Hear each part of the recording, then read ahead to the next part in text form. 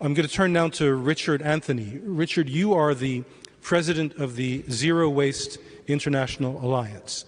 First, please tell us briefly about your organization, and then please help us better understand some of the hurdles countries face in achieving zero waste, as well as possible enabling factors that can be useful in overcoming those hurdles. You're seeing this from the perspective of your constituents, as it were, on the ground. Please, Richard.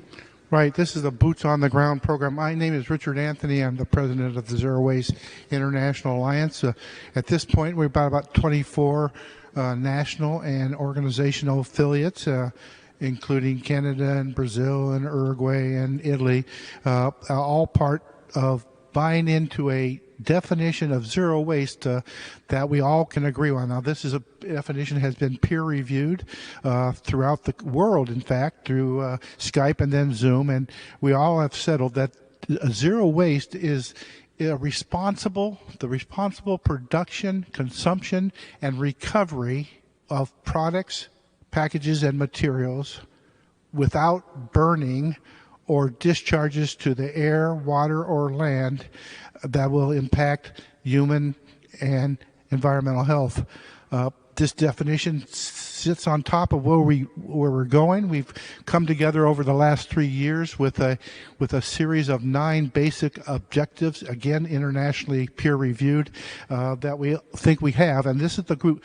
Hearing from the top this morning, I realize that now we're the boots on the ground that are going to help make this thing happen. Number one would be, of course, equity. We want to make sure that both in our profession and in our facilities that we are fair and equitable in how we cite and how we deal with that. Secondly, we want to ban wasteful packages, wasteful materials that are products that are out there, sachets and nappies. These things are designed, I don't know, to go in the ocean, on the ground, not good.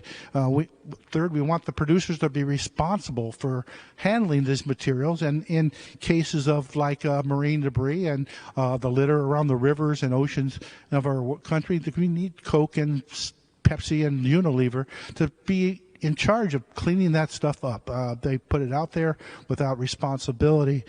Fourthly, we want to require sorting, separation between recyclables, organics, and durable goods. So don't forget about the reusables and durable goods. Fifth, it would be the collection of edible food for feeding poor people, and then organics. This would be a separate collection of organics to go to composting to make soils, healthy soils for local communities. We want to repair and reuse industry in which products have to be that are sold have to be able to be repaired or recycled, and we want the manuals to be produced so that we can fix them ourselves. We want zero waste infrastructure, which means that in the places of the landfills and the incinerators, we want to put resource recovery parks where self-haul people can drop their materials, and composting facilities.